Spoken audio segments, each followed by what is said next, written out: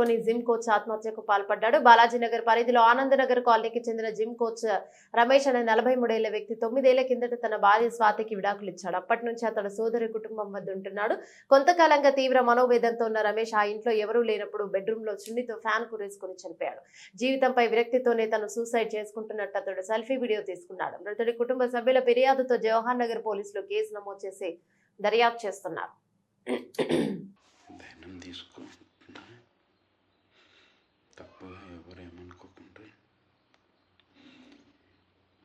ఎందుకంటే ఎవరిదేమీ తప్పలేదు, నాదే ఉంది తప్పు.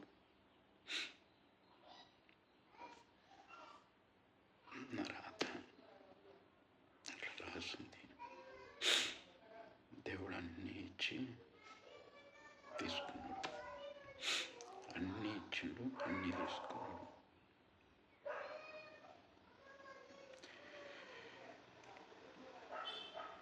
అయితే లేదు కానీ బలవంతంగా